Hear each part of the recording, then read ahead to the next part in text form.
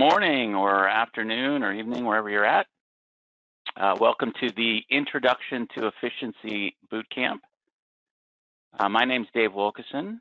I do not work for Enable. I'm an outside consultant that works with MSPs around North America and then also in the UK and South Africa too as well. So I owned a very large MSP that I built from a small VAR. I sold that back in 2013 and went into the consulting business to work with those MSPs and VARs that I mentioned. And I work primarily on operational issues. So financial and operational things about an MSP is where I focus. So that's what I do. Okay, so here's our agenda for today. We're going to be talking about what is operational efficiency, how it applies to IT service providers. We're going to talk a lot about how to deliver, how to kind of do your service delivery in an efficient manner. We're going to talk about the critical piece of measuring that service delivery and the efficiency around that. And then we're going to talk about improving all of that. So let's get started talking about operational efficiency, and that's generally defined as the ratio between the input of say labor or time or effort or money into a business process, and then what you get out of it, right? So we want to be in all areas of our business. We want to be very efficient in how we use that time and that money in our business, and we can measure our output, you know, at the highest level in profit, right? So if we're more efficient, we make more money at the end of the day. Things like revenue and billable hours and tickets closed and ticket open close ratios, those kinds of things allow us to measure how that output of our operational efficiency is improving over time. And so how does that apply to service providers? So Service Leadership is a benchmarking company that is pretty much a leader in benchmarking. They benchmark over 5,000 service providers around the world, and they're kind of the gold standard in benchmarks. And so when you look at some data, and this is some 2018 data, so it's kind of pre-pandemic, but when you look at the profitability of companies, when we look at the bottom 25% of the MSP service provider industry, they on average lose about $6,000. That middle two quartiles, so 25% to 75%, they're making about 8.7% in profit on average. But the best-in-class MSPs, so the ones that are most efficient, that have the highest maturity level, are on average making 18.4% profit to the bottom line.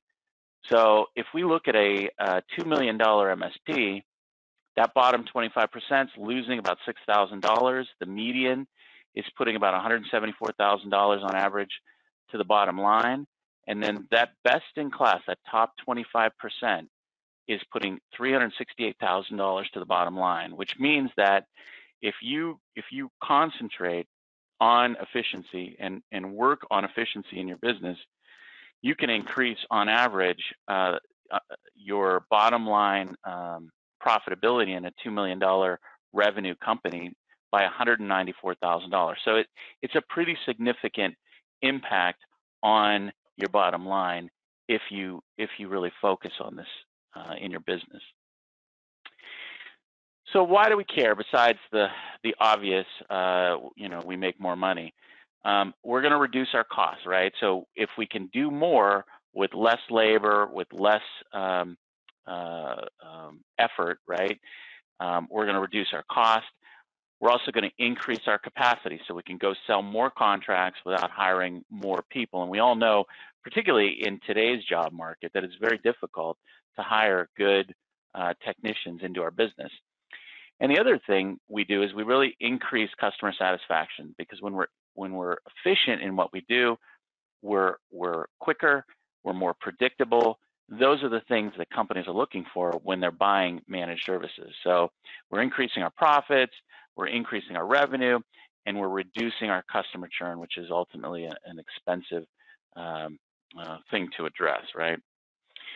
And you know, profit allows us to grow. So if we have profit, good profits, healthy profits in our business, we can invest more in marketing. We can invest more in additional technicians ahead of capacity, right? So meaning I can hire a tech before I really need that tech so that I can go out and sell more and not kind of cause a crunch where everybody kind of gets overworked as I bring in more business and haven't brought in the technicians to handle that business. Profit, that bottom line profit, is definitely a key piece of business valuation. We talk a lot about multiples of EBITDA when we look at kind of gross valuations in the marketplace. And so, you know, it's a huge difference between $100,000 of EBITDA and $300,000 of EBITDA. If we're talking about a 4x, 5x, 6x multiple as a valuation.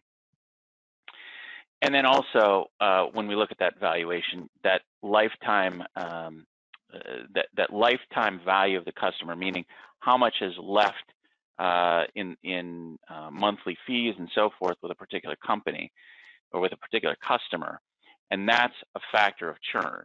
When you have higher churn, then those lifetime values go down. When you have very low churn or very low loss of clients, then that lifetime value of your customer goes up. So let's talk a little bit about kind of the spectrum or the life cycle of IT service providers, right? So at the bottom, we have kind of the break-fix business model. So that's the idea that we're, you know, companies are calling us, and we are responding to that and going out and billing the clients and fixing those things, their problems, right? A la carte, we're allowing clients to kind of pick from a menu of things that they buy on a recurring basis. So if I'm in a break-fix model and I'm selling antivirus and Office 365, I'm in this a la carte model. So I've got some recurring revenue, but not a lot. And then we get into proactive, where we're actually working on our customers kind of behind the scenes, right? We're making sure they're patching, we're making sure that the antivirus is updating. So we're doing some of that labor behind the scenes, and then fully managed, which is primarily what we're going to talk about today, but not entirely what we're going to talk about today. Fully managed is where we're handling the reactive side of the IT equation as part of our as part of our offering. So some of the characteristics of break-fix. This is probably from a service provider perspective, and to a large extent from the customer side, is going to be the least efficient model for you to be in. It's most disruptive to the customer, meaning, you know, the customer has to call you if they have a problem. So they're having their system break, their server go down, whatever, before they let you know and get you involved. It's very unpredictable cash flow wise. That's really important. When you look at a company in terms of revenue and they are in a break-fix model, you kind of see a sawtooth kind of looking line graph if you graph that revenue on a month-over-month basis. Very unpredictable, and it's mostly manual labor. If you're not doing work, you're not invoicing the client. So you're not doing a lot of kind of automated things behind the scene, because it's very difficult to invoice or to bill a client for that. But there are some opportunities to increase your efficiency if you're in that break-fix model. Some sort of a remote support tool so that your techs can not necessarily roll a truck to resolve problems for your client. PSA is huge for any IT service provider because ticketing, tracking that time, tracking what you're doing for clients, making sure that you're billing every minute that your employees are working on a customer issue is huge, and a PSA is the best way to handle that. And there is some reactive automation that you can do. There's some tools in the marketplace that allow you to do some of that, but we just have to keep in mind that that billing is a little bit different when we're in that break-fix model. So a few opportunities to increase our efficiency in this model, but not as many as some of these others that we'll talk about. So a la carte, still, it's very inefficient because it's still primarily based on your hourly billable. It's still disruptive to the clients. You do get a little bit of predictable cash flow because you do have some recurring monthly billings that you do for clients for that Office 365 and for antivirus and so forth. But you're still mostly relying on that billable time, and you still have that kind of sawtooth in revenue. So again, same sort of opportunities that we talked about for just a pure break-fix model for efficiency, but we can also, in this model, start to think about adding an RMM tool that helps us with deployment and remediation of those services that we're selling on a monthly basis. So things like pushing out your antivirus can be done through an RMM. Pushing out other security type tools can be done through an RMM. So we do have some opportunity to create some efficiency so that our employees aren't having to touch every computer, for example, to install antivirus. So now we're getting into business models that really help us in terms of cash flow, and then also give us plenty of opportunities to build efficiency into our business. So proactive, again, is a model where we're still billing for our reactive services, but we're charging our clients to monitor and to patch and to back their systems up, and we're monitoring that and making sure that that's occurring kind of behind the scenes. So again, we can really gain some efficiency here by leveraging the tools in the marketplace. Your clients are going to have less issues, and if they're going to have less issues, it means that they're less disrupted in their day, which means that they're happier, right? We've got much more predictable cash flow because we start to see that a lot more of our dollars coming in, our revenue coming in on a monthly basis, is based on that monthly billing of our proactive services. And we can get to a point where that subscription revenue is greater to or potentially equal to our time billing. So that's going to help significantly on that cash flow front. And then obviously having that proactive maintenance really helps clients to reduce their problems. So they're going to have fewer problems if, for example, you know that they're running out of space on their server before they run out of space on their server, for example. Some of the opportunities to gain efficiency in this sort of a model, probably the biggest one is going to be an RMM tool, because that gives us remote support. It gives us management of those devices, management of the software that we've got kind of in our stack that we're providing proactive services under, and it gives us kind of a single pane of glass into all of that. We can do a lot with automation in that point. We've got a lot of ability to automate things, particularly proactive responses to things kind of behind the scenes, so that our techs are not having to manually do everything that needs to be done to maintain those things. And also, and this has become really big probably in the past 5 or 6 years in the marketplace, and that is we can start to leverage documentation tools. So tools where we can really gather information about our clients, really good information about our clients, so that when our techs have to go and do some support for clients, they have the information at their fingertips instead of having to kind of figure it out as they go. And then also password managers. If we leverage password management, we can really save some time for techs, and we'll talk about that in a little bit some more.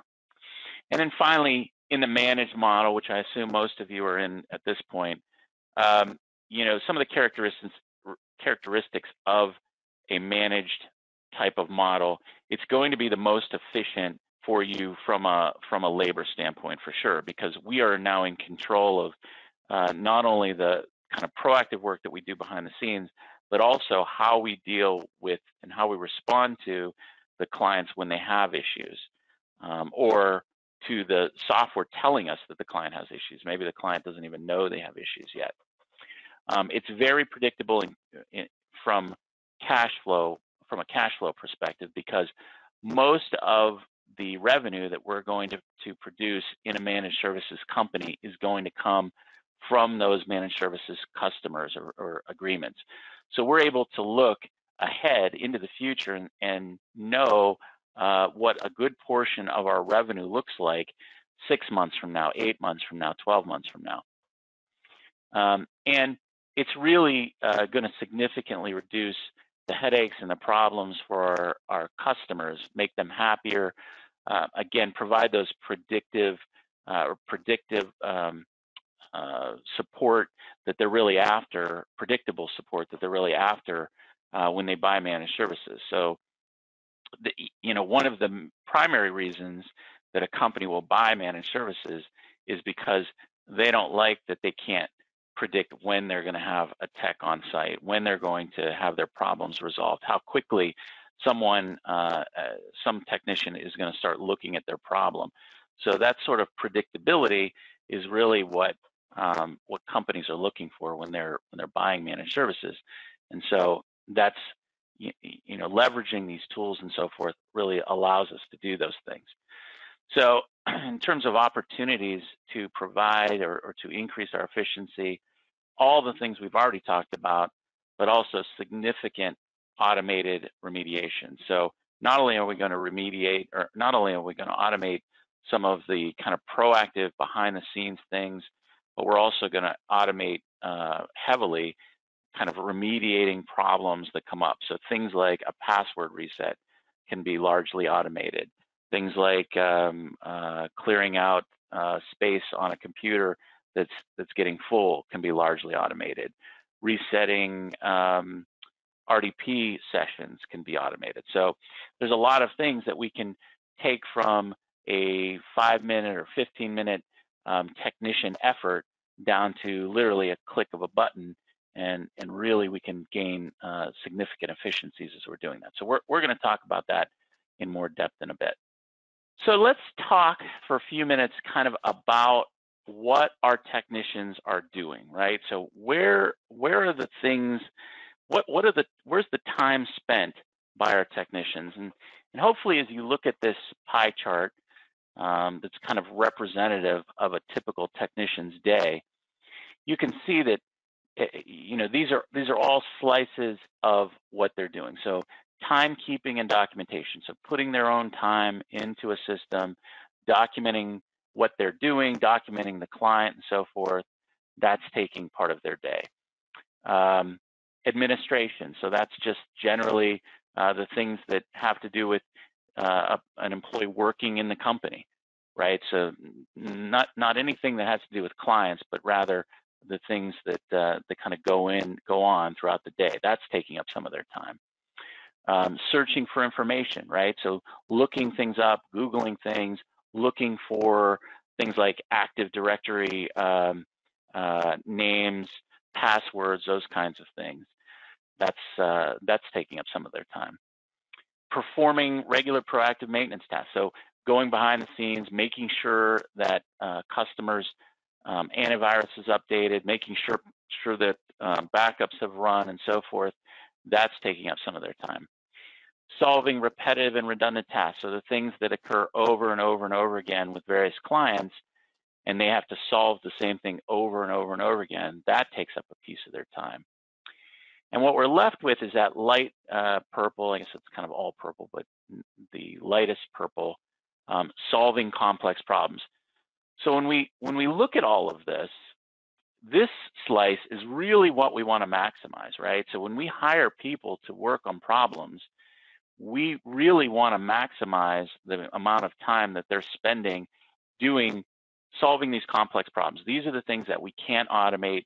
These are the things that we can't use tools to resolve.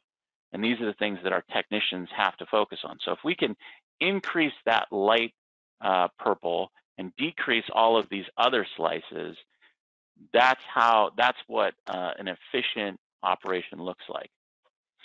So just to talk about some of the kind of areas in these slices that really kind of suck up the time and could stand efficiencies. So, you know, with respect to searching for information, techs tend to have the information in their head, which means that then if another tech works on it, they don't have that information available to them. So that takes time not only from the tech that's trying to resolve the issue, but then the tech that has that information in their head. Both of them kind of lose some efficiency when you have that situation. So they're spending a lot of time just trying to find information in order to solve and resolve a problem. In that section of solving complex problems, sometimes we see engineers, technicians working on problems that they're not qualified to do, right? So having techs work on problems that make sense, that they're skilled enough to resolve and can do quickly is a place that we can kind of gain efficiency. You know, and having kind of a strategy for how those tickets come in, how complex those tickets are, having them go to the proper technician for resolution is pretty critical in terms of efficiency. As far as repetitive and redundant tasks, you know, a lot of times we don't have anybody looking at what the underlying causes of a particular problem are. So if something keeps coming up over and over and over again, is that because there's a server that needs replaced, or software that needs replaced or upgraded, or just isn't installed properly? So are our techs just responding and fixing the problem just to have it occur again the next week, or is somebody really getting to the root cause of the problem? In the proactive maintenance tasks section, do we have standard operating procedures? So do we have kind of what each tech is supposed to do when they're faced with a particular maintenance task, or are they kind of making it up as they go? Because all of those things will drive efficiency or lack thereof if we don't have those things. Timekeeping and documentation, you know, how much time are they spending? How difficult is the process for collecting their time? How difficult is the process for collecting documentation? Is it easy to find the documentation once somebody writes it down? You know, all of those things are places that we can gain efficiency. And then, you know, a big one for administration when it comes to team meetings, and I see this a lot. Are we working from an agenda? Are we being efficient, or do we, you know, have 10 employees sitting around a table and spending 10 minutes, you know, talking about what they did over the weekend? I mean, that's if I've got 10 employees and 10 minutes each, you know, I'm an hour and a half wasted time essentially. So are we being organized? Are we having agendas? Are we making sure that the right team members are in meetings and so forth? So those are areas that we can talk about to decrease that time slice. So when we look at these slices, there's really 4 huge levers. And so we talked about kind of little details about these slices, but there are large levers that we can look at that can reduce kind of big chunks of this, these slices, and increase that light purple slice that we keep talking about. And those levers, and that's what we'll talk about for the rest of this boot camp. Those levers are structuring staff and processes. So do we have the right staff, and do we have the right processes in place to make that staff as efficient as possible? Are we leveraging automation? And is there ways that we can better leverage automation to reduce those inefficiencies and increase that light purple slice that we're trying to do? Eliminating wasted time, so looking throughout this pie chart and look for the things that our techs are doing to waste time. And finally, the fourth kind of large lever to help us here is reducing avoidable issues. So reducing how many times the same problem comes up, reducing how many times a problem comes up that really shouldn't be coming up. So we'll talk a lot about these 4 levers as we go throughout the rest of the boot camp. And so kind of in summary, kind of in the big picture, it's really critical, particularly as a business owner or as a manager in an MSP or even in any sort of a service provider model, to spend some of your time working on your business and not just in your business. And you hear this talked about throughout a lot of the Enable webinars and things. It really is critical, and it really is something that will change your business pretty significantly. If you focus on you know, kind of the 1,000-foot or 10,000-foot view in your business, and not always in the day-to-day firefighting that we all know is part of an IT service provider company. And certainly by you being on this boot camp, you're certainly spending time this morning or this afternoon, this evening, wherever you're at. You're certainly spending time now working on your business, and hopefully you take these ideas and you take them back to your business as you go. And some of kind of the key things to just kind of keep in mind is, you know, work from metrics. So measure things and look to improve those things and understand how your efforts are improving. And we'll talk a lot about metrics towards the end of the boot camp. Remember that your first response to increasing revenue is not always to add additional headcount. So when you increase revenue, when you add agreements, you know, the natural or kind of easiest path is always to add headcount, and that's not generally the most efficient thing to do. And, you know, just creating an ethos around maximizing efficiency throughout the organization, I think, is also important. So these are certainly things to keep in mind as you work on your business and not in your business. So let's talk about service delivery and kind of the that whole gamut of service delivery in an MSP.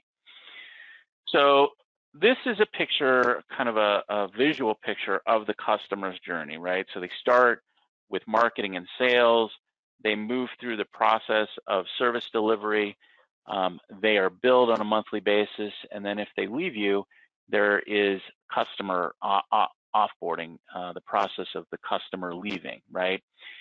So in this boot camp, we're going to talk about this kind of center box that says service delivery. So, and the areas in there are the kind of light pink or light purple, I'm not sure what color that is, I guess pink.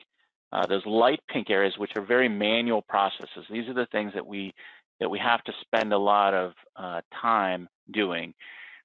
First, we've got the process of customer onboarding, the idea of pulling the customer into your systems, getting software onto the customer systems, and so forth. The customer ticketing situation, so customers asking for help or the RMM raising issues to have your techs look at. Project work, which is going to be the billable work that you're still going to do for your managed services customers, right? So you're not going to do everything under the agreement. You're going to do some of the work under projects, under billable projects, and you're going to deal with alerts, monitoring alerts, maintaining your RMM, and so forth. Those are largely the manual processes that we'll talk about, and then we've got some automated processes that go along with that. So the routine maintenance things, that's things like you know, clearing out temp files and ensuring that that things are patched and all of those kinds of things. That should be an automated process. The actual monitoring of all of your software that you've deployed, all of the client software, all of the client hardware, that monitoring is an automated process. And then automatic remediation is a component of resolving some of the issues that are raised by your RMM. So we'll talk about that as well. So let's kind of dive into this idea of onboarding. And I would say that customer onboarding is probably the most critical piece of the entire customer life cycle. Because if an onboarding does not go well, it creates lots and lots of problems and lots of friction in that service delivery piece, right? So if a customer's not properly onboarded, your employees don't necessarily have the information that they need at their fingertips in your documentation tool to do things like find out what the Active Directory name is, or server name, or IP addresses, or passwords, and those sorts of things. The customer may not understand what they need to do in order to get help because you haven't done a good job with onboarding, and you may not have found all the things about the customer network and the customer environment that are issues, right? So if you haven't uncovered that as part of your onboarding process, and you keep getting bit by a particular problem, after a period of time, that problem can no longer be blamed on the customer and the customer's network, but rather it becomes your fault because you haven't resolved that problem. So, finding all of those problems, all those gremlins in that customer network is a kind of a critical piece to that onboarding. And again, getting all that information into the hands of your technicians so that they can quickly access that information and more quickly resolve problems is really a critical component to that customer onboarding. So some of the solutions we can use, again, our RMM tool is critical because we can use that to discover the devices. We can use that to discover the software that's on the devices, the patching levels, and so forth. We can automate the deployment of software onto workstations and onto servers. So we can push our antivirus, we can push the rest of our security stack, all of those things out to the customer devices, and ensure that each one of those devices get that software, and we're not necessarily touching, having a technician touch each one of those PCs. Password management and documentation tools. So all of that information that we're gathering as we do our customer onboarding project needs to be going into a tool, right? So we're changing passwords, administrator level passwords. We're creating administrator passwords for our technicians, and we're putting all of that into a password management tool so that it's accessed quickly and securely and in an audited fashion. It's really important. And then again, the documentation, ensuring that we know what needs documented, ensuring that that each important piece of the network is documented. Those documentation tools are really set up with templates and with metrics to measure how well you're doing in terms of documentation. So that's critical as part of that onboarding process for managers to understand how well that's working.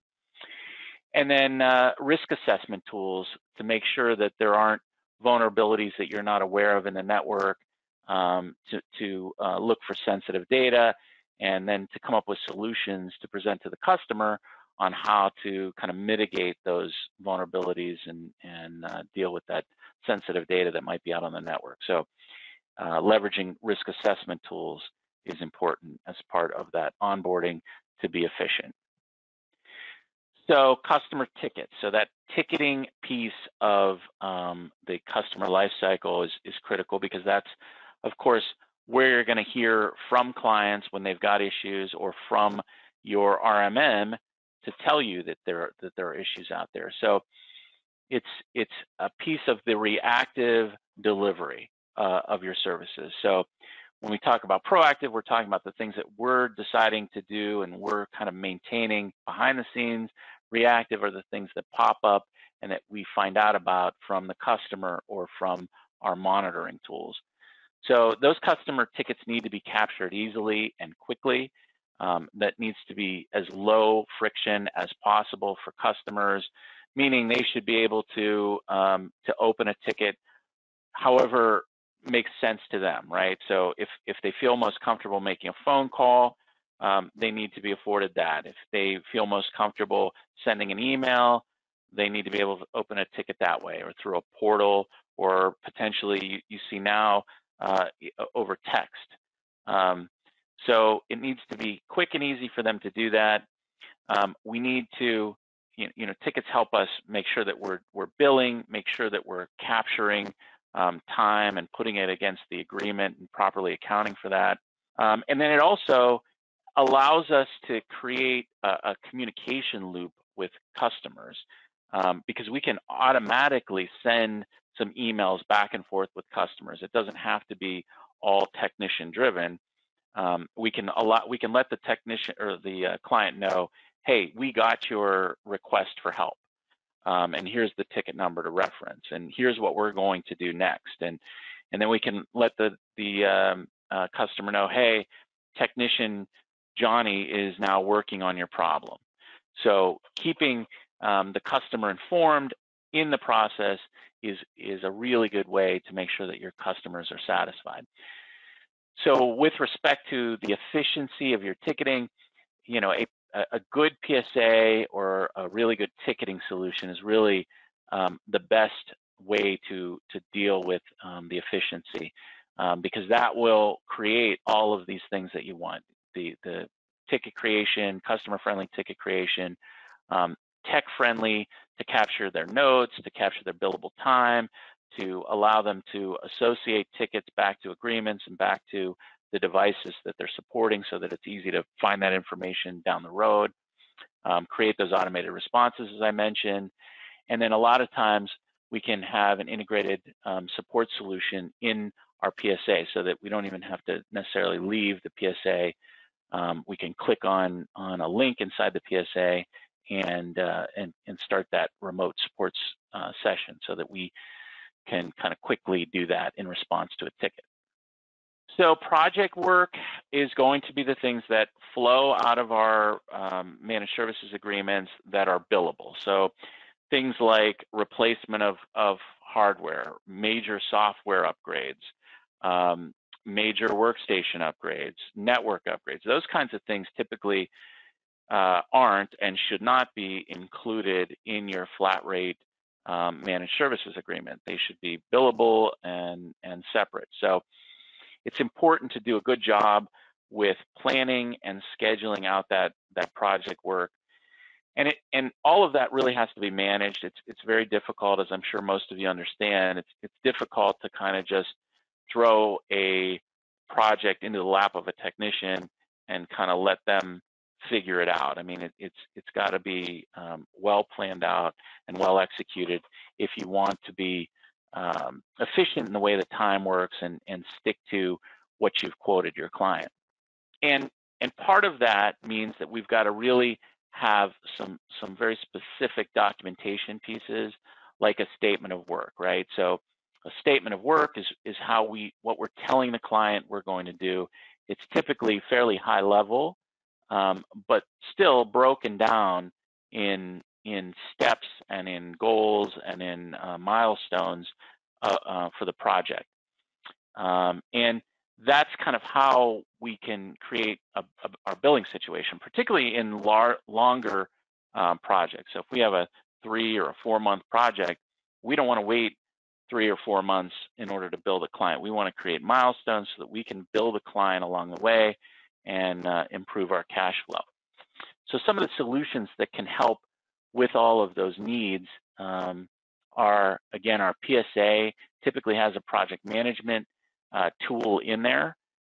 So we can create those project tickets, we can create timelines, we can create milestone billing or billing that occurs monthly, however we set that up. But our PSA can largely automate a lot of that paperwork piece of our project work.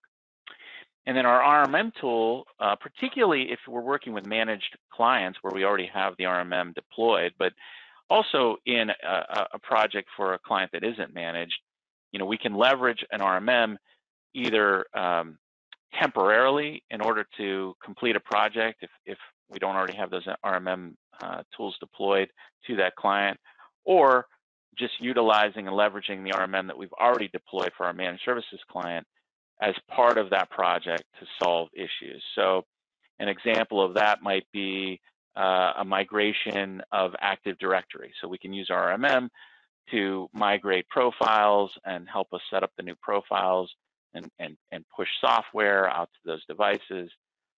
All of that can happen through our RMM tool. So those are some good kind of solutions and opportunities to leverage tools to increase efficiency inside that project work that we're doing. Monitoring alerts, when we're talking about manual remediation inside those alerts, that again is a reactive process because those alerts are coming in and we have to react and deal with those. So accurate documentation is really critical because, well, A, it allows us to do our billing or association back to our agreement, but it also, more importantly, I think, allows us to do reporting and also analysis on what and how often a particular alert is driven, right? So what are we doing to resolve those alerts? How many times is that same alert coming in either to that same client or kind of across the board? Is it a valid alert or is it a false positive? Those kinds of things. We want to be able to see the documentation about those alerts. And the other thing we have to keep in mind is that monitoring alerts can be really distracting to our techs if we haven't kind of configured things properly and created solid processes around how those alerts flow in. So the best solution, obviously, for that is to really have a good RMM tool that is well optimized, and optimization is huge. You know, any RMM tool, and I hear about this a lot, have seen this a lot, both in my own MSP back in the day, and then also a lot of my clients. You know, you can't just install an RMM of any sort and just say, okay, we're good to go. You know, an RMM is something that requires care and feeding, and we have to spend time optimizing and understanding how those thresholds are set, how the alerts are set, and so forth, so that we're getting actionable alerts, right? We don't want false positives. We don't want, 100 alerts for the same problem. We want concise, actionable alerts on what we're monitoring. So the other things that we can do, obviously, within those alerts is to automate the remediation of some of those alerts. And obviously, the better we are at automating remediation of alerts, the fewer alerts have to be dealt with at the level of the technician. So that can help us really be efficient. You know, most RMMs have the ability to integrate with most PSAs, so I think that's critical. Having the RMM open the ticket for us, don't send an email and then have somebody else open the ticket, or integrating that. That also means that if the RMM remediates the issue and resolves the alert, that ticket then can be automatically closed. So if you've got a good integration with your PSA, that ticket can be opened. The RMM can put some information and some notes in there as if it was a tech, and then closed. So we have good monitoring, and we have good information and tracking about those alerts and what was done to fix them. So that's some of the areas that we can really look at to increase our efficiency with monitoring alerts. So now we're into areas of the business of the customer service delivery process that are highly automatable, right? So routine maintenance is something that I think a lot of MSPs don't spend enough time on, right? They kind of look at routine maintenance things as kind of being secondary to the firefighting and tickets and things that are rolling in. But it really is critical, because doing this well, being good at routine maintenance, means that you're going to have less problems kind of flowing out of those servers, of those devices, because behind the scenes, you're working to prevent those problems. So that's really the goal. We want to solve problems before they start. Mostly this can be automated. There's a very, very high percentage of things that we do as routine maintenance can be automated in some form, so that we don't have a tech doing all that work. And so the techs are simply dealing with the exceptions, right? So if we can automate 80% of the routine maintenance, then that tech only has to deal with 20% instead of 100% of the issues, thereby making us much more efficient. Security, I would argue at this point that this is probably the most critical reason to be to really be good at your routine maintenance process. I often say that the only thing that really will absolutely get you sued by your client is having them in a situation where they have to restore a backup and their backups are no good, and you are responsible for those backups. That is probably the number one thing that you can do, mistake that you can make as a managed service provider that will get you sued every time. And that's because, even if customers, I think, understand that there are security risks and that there are things that are hard to avoid, but they feel that those backups are there to kind of save the day.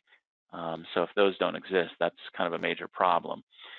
But knowing that those backups are running well, knowing that the antivirus signatures are up to date, knowing that those critical patches are applied, all of those kinds of things, which is obviously part of that routine maintenance effort, that really reduces the risk that the clients have, and then the liability that you have as a service provider. And again, what we really want to do is create a situation so that our techs are only having to deal with the exceptions created under routine maintenance and not every single issue. So some of the solutions that we can leverage, again, we keep coming back to RMM, but it really is kind of a critical component to this offering, to this managed services offering, and proactive offering as well. It allows us to do our patch management, so we can set those patch profiles and have all of that automatically applied.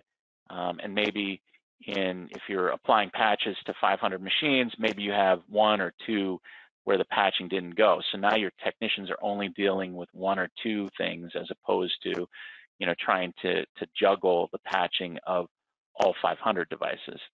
Virus and security scans can obviously be triggered from your RMM, scheduled, monitored, and so forth.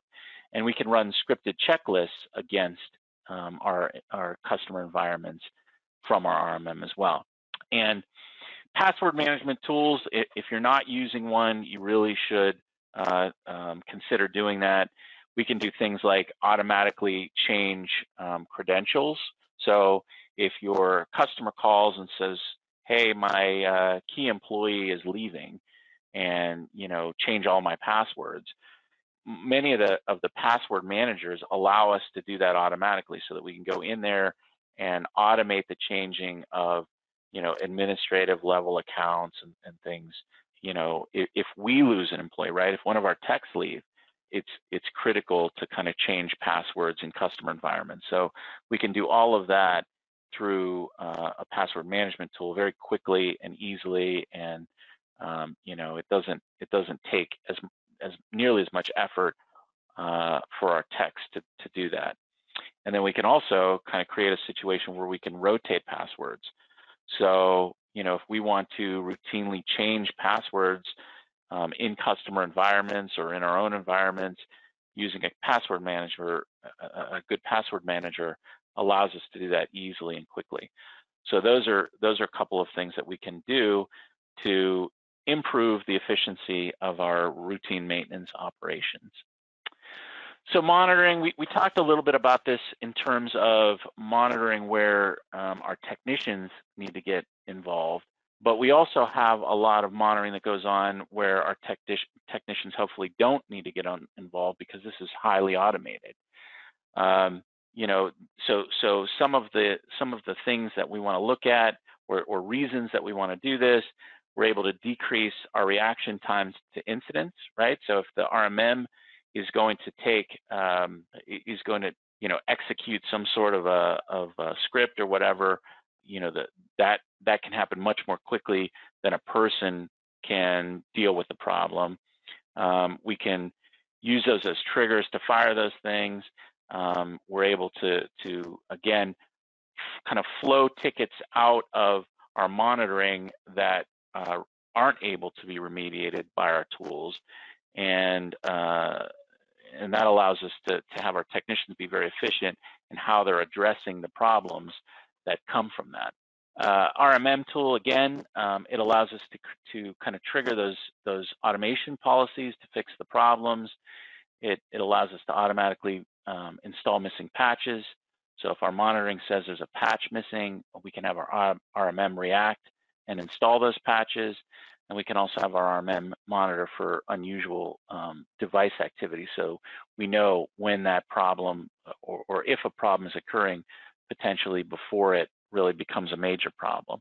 And then automatic remediation, and this can be in response to monitoring, or it could be something that a technician clicks, right? So if a technician knows about a problem and is able to click a button that runs a script that remediates the issue, as opposed to having to remote into the server, potentially run some commands, we're able to really generate some efficiency and decrease the time that it takes from a customer standpoint to resolve those problems.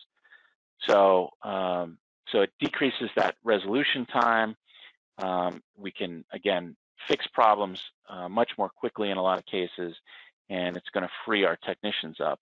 And all of that can be done through our RMM tool as well. So before I get started, did anybody think of any questions that they wanted to talk about before we get rolling from earlier? Okay, oh, there's one. I would love some real world examples of automation. Yeah, that's a good one. In fact, I just had a meeting with Enable, and we were just talking about that. So a couple of things there. Number one, they have an automation head nerd. So basically, that's kind of the program I'm in, but I do the operation stuff. But they have a head nerd for automation. So I believe he definitely does office hours. So I don't know if you're familiar with the office hours program. Like I do an office hours once a month where you can call in and just basically ask questions. So Jason, who is their automation nerd, does that as well. And I think he does some boot camps. So I would say that's going to be your best bet in terms of automation. But just to kind of give you a couple of scenarios, you know, we used one a lot. We did a lot of Citrix hosting. This is back a few years, but if you remember, Citrix user sessions hung all the time. So we wrote an automation that allowed you to put in the server name and the user, and that script would go out and reset that session. So it would allow somebody like a technician. So I could have, instead of having to have a higher end technician that was more familiar with Citrix, you know, take that issue and have to log in and into the Citrix server and reset that session, they could literally click. It would prompt them for the username and prompt them for the server name, and then it would go out and reset that Citrix session. And any of our techs could do it, all the way down to you know, our triage people who were not very technical at all. So, I mean, that's kind of a simple example of one that we did. But I mean, there's a lot of those kinds of things. You know, cleanup work. So, for example, if you've got temp files and so forth, you know, typically we get these temp files that grow on a Windows machine. There are lots of automation scripts that allow us to just click and you know, go out and it'll delete all of those temp files. You know, resetting services. So if you get services that hang, there are automation scripts that allow you to go out and reset those services. So I mean, I think those are some pretty good options. And then Sarah popped in there a link to the cookbook. Yeah, and so the cookbook is the online community for automations, right? So if you go into that cookbook, there's actually over 500 automations that are in there that you can download and use, and that is always increasing. So I think they've done a pretty good job in that as well. But I mean, I would say automation in general is one of the areas that MSPs just don't focus on enough. You know, there's so many opportunities to increase efficiency, save time, and frankly make things safer, right? If I have a lower end technician, I can give them the ability to kind of do higher end work safely if I have them just executing scripts. You know, I don't know if I want a green technician kind of going in maybe and playing around on a server, messing with the registry, right? But if I have a known registry change that resolves an issue, I can build a script that's been tested and have them just click that, and it will run and execute that script. You know, it also allows you to change kind of the security levels by technician level. So you could give your lower end technicians a little bit less authority.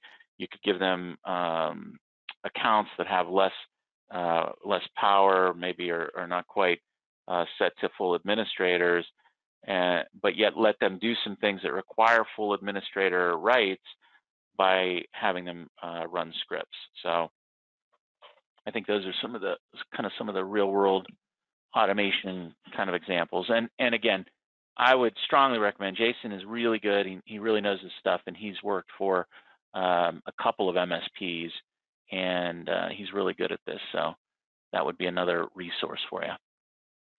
We're going to move on to measuring service delivery. Okay, so nothing that we do in business is really effective unless we can measure it, right? I mean, knowing something has worked just by gut feel is not really the best way to run a business. We really want to be able to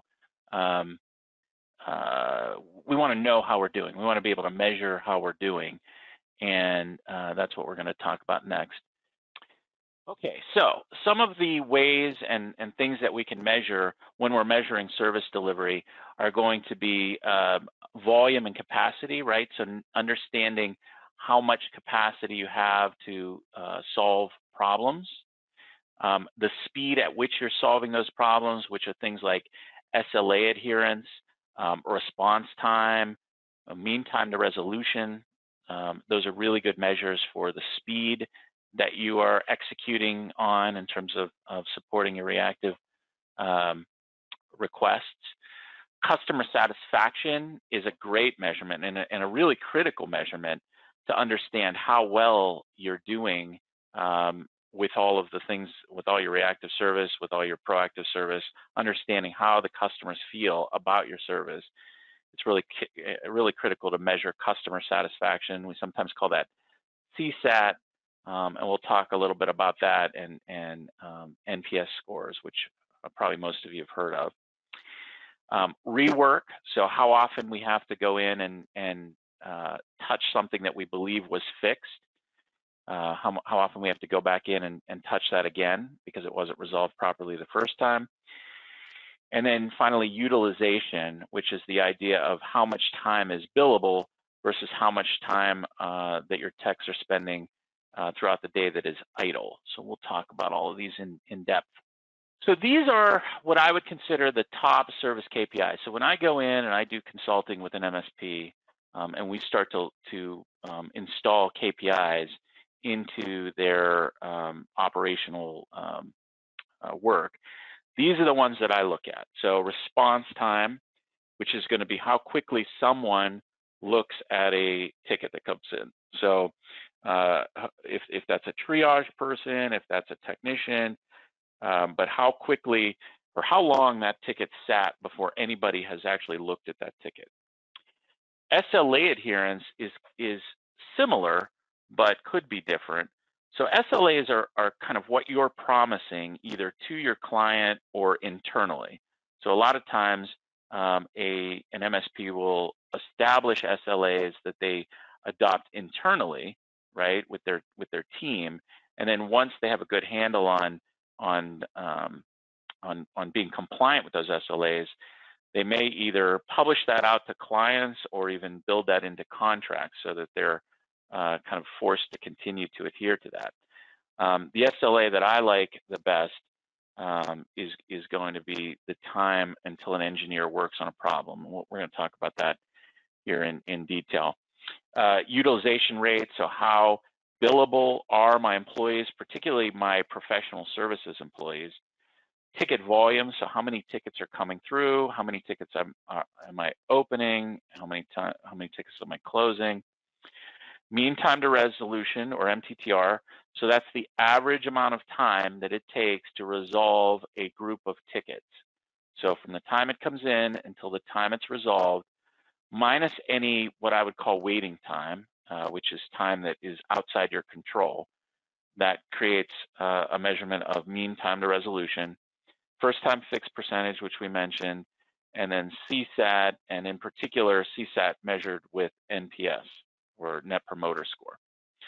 So in my opinion, these are the top service KPIs that if you're not looking at these things, that you should consider looking at and measuring. And a lot of these things are really important to look at over time, right? So we want to look at what it looks like today, and then what it looks like in a month after we've worked on areas of our service delivery. So let's deep dive into these. Response time, which is, and SLA adherence, which, like I said, are similar. So response time is the time that it takes until anyone looks at it. SLA adherence is going to be the promised amount of time. I recommend that for SLA that we measure the time until we get a technician to engage on the ticket, because that's really the only thing that's under our control. And you see a lot of different SLAs out there. For a long time, you saw a lot of people promising SLAs around resolution. Well, if you think about it, resolution is a very difficult thing to promise, because if the issue is very difficult, i.e. it's a higher criticality, right? So a server down typically is a more difficult problem to resolve than a password reset. But a server down is going to be what we want to promise the fastest resolution around, right? So that's all great, but if we can't control how quickly we can resolve that, and that the most difficult problems are also typically the highest priority problems, creating an SLA around that is not creating something that clients really want to see, because it's going to be a longer SLA around high priority issues versus low priority issues. So I really like to promise and build SLAs around the things that I can control, which is how much time until I can get a technician working on a problem. So that's my kind of recommended SLA to use. And when we talk about SLA adherence and measuring that, then that would be what we would measure. So, in terms of response time, customers, they want to know when their issue has been received. So, when someone looks at that or responds to that ticket, it's going to, hopefully, you're going to have your PSA respond out to the client and tell them, hey, we've gotten your issue, we've reviewed it, and we've queued it for a technician to work on. And then when a technician picks it up, which is, again, that SLA measurement, it's going to say, hey, technician Johnny is now working on your problem, and he'll be in touch soon. That whole automation of response and that communication with the clients is really kind of critical, I think, in terms of customer satisfaction, making the client understand where they are, having them understand where they are and how their issue is progressing in terms of resolution. So there's some stats there. I don't know. I mean, those stats are pulled from this JITBIT survey from March of 2020, that the average response time is 7 hours and the top 15% is 1 hour. I don't know how much I would put into that. I typically look at each MSP kind of independently, and we look at what expectations they've set with their clients, and then what their response time looks like. Obviously, you want a pretty quick response time, because if you're not reviewing tickets, it's easy to have a high priority ticket kind of get lost and misprioritized because no one's reviewed it. So I typically like to see some sort of a triage process that has somebody checking the tickets, but not necessarily working the tickets. And then obviously we want to get a technician onto that issue depending on the priority. So the higher the priority, the quicker we want to have a technician engage on the ticket. So when we're measuring these things, the time is always going to start when the customer calls or sends in a text or emails, or when the RMM actually creates the ticket. So that's when the timer always starts. Again, I recommend an automated response at that point. And then what we're looking at when we're measuring SLA is what percentage of tickets didn't start within that SLA adherence time or get touched within that response time. So hopefully that number is significantly high. So 97, 98, 99% SLA adherence is what our target should be. Typically, most people, if they're going to promise to the client some sort of an SLA adherence, it's typically 95% or greater, so that you've got a little bit of wiggle room in there. And there's some kind of ways to calculate it, because you're calculating an average of a lot of tickets. So if you have a situation where you get inundated with tickets, that may, even if you break SLA with a few tickets, that may not mean that percentage will go down below your promise number. But that SLA and measuring that and driving SLA adherence is really critical to kind of creating that predictability in your ticket resolution. And by the way, if you use a tool like BrightGauge or something that connects to your PSA, all of those kind of benchmarking tools have SLA adherence and response time measurement built in as one of their default gauges. So there's a lot of people will use something like BrightGauge, or Power BI is another one. If you're more into kind of creating your own dashboards and doing a lot more of the heavy lifting, a lot of people are starting to adopt Power BI to do those measurements. Utilization rate is really a critical measurement in professional services in particular. So remember that when you look at your P&L, you should find that labor is the highest expense in your company. And so anytime we're wasting labor or we have idled technicians that are supposed to be billable, that creates a problem. So there is definitely a direct relationship between utilization rates and profitability when we're talking about billable time and material or project work. So if you're doing 60% on average utilization rate in your professional services team, and that makes up the majority of the work, you're going to see between a 3 and a 5% EBITDA. If you're doing between 6 and if you're doing 70%, you should see around a 6 to 9% bottom line EBITDA. And if you're doing 80% or greater, you should see 10% plus in EBITDA. And again, this is going to be a reactive model if that's your model. But if that's important, if you're driving those kinds of profits in a reactive only or time and material type model, if you think about it, it's also critical to drive that within the managed services model when it comes to your billable work.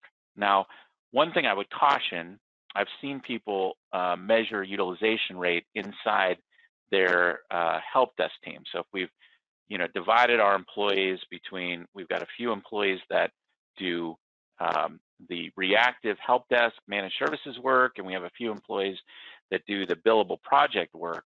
I've seen where people kind of extend this utilization measurement to the help desk. And if you think about it, if you've got employees that are focused on dealing with reactive tickets, utilization rate is actually not what you want to drive, right? If your employees are not very busy on the help desk, it means that you've done a really good job of heading off problems before they occur. So low utilization might be a management issue. Low utilization in the help desk might be a management issue, because maybe you need to give those people some additional work to do, but it's not something that you want to necessarily drive your team towards. Whereas your professional services people, the people that are billable, it's really critical that you drive utilization rates because you need them to be as billable as possible. And just as an example, you see those numbers, 60, 70, 80%. When I started working on utilization, when I bought into my company, my VAR in 2005, and at that point it was primarily a project-oriented time and materials type company, their utilization rate was 35 or 36%. And they wondered, why they weren't very profitable as a company. And it took about 18 months to get them to 70% utilization, with all of the technicians essentially saying it was impossible to do that. So it's not impossible.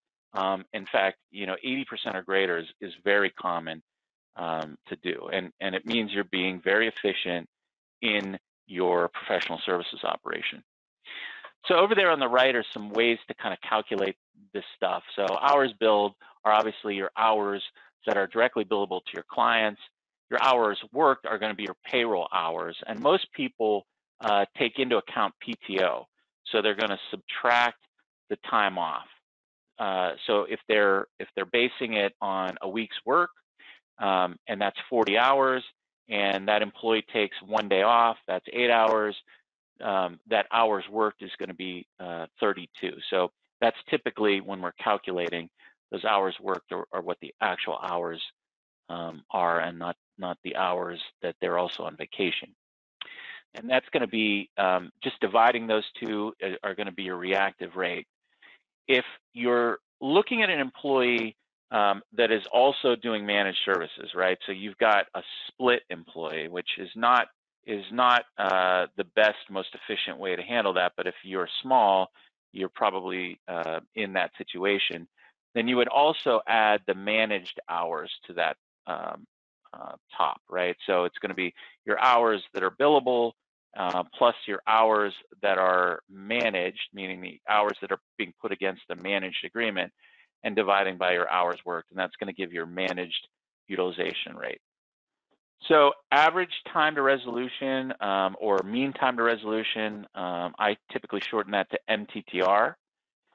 So that's not useful if we're just looking at a single ticket. This is only useful if we're looking at a broad range of tickets, either all of the tickets for a particular client for a particular time frame, or all of the tickets for a particular time frame, regardless of customer. So, for example, a lot of times I'll look at MTTR on a daily basis across the board, and by client on a monthly basis, right? So we may report the MTTR by client to the client as part of their quarterly business review or QBR process, for example.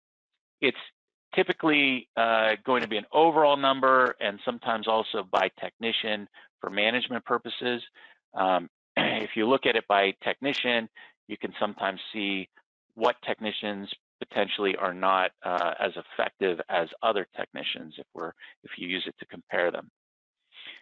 And we want to look at trends when it comes to MTTR more than sort of point numbers.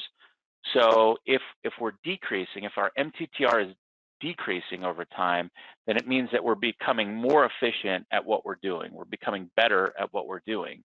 If it's increasing, we're typically seeing a efficiency decline. And usually it's very evident because as companies add additional managed services agreements and they aren't focused on also building efficiency, so they end up starting to exceed the amount of work that their team can do, you typically start to see these MTTRs creep up over time. And it's very obvious. And that's why it's really important to plot, to measure MTTR and then plot MTTR on a line graph and look at it over, say, a 90-day period to look for trends. Again, there's a couple of averages quoted there. I would say that every MSP is somewhat different. They've set different expectations with their clients. If clients aren't happy with the mean time to resolution that you're providing, then obviously you need to decrease those things. So I have clients, who have MTTRs of 4 hours, 8 hours, 16 hours. So it varies, and their clients are happy, depending on how they've set that those expectations. I can tell you that if you have a very aggressive MTTR, like 4 hours, and that number starts to creep up because you are, doing more work with the same number of employees, clients feel that. So if your target is to have an 8-hour MTTR, but you're producing 4-hour MTTRs, you may be okay with the trend as that trends up as you're doing more work with the same number of employees, but your client satisfaction may drop because they feel that things are taking longer, even though you promised a longer MTTR than you're delivering.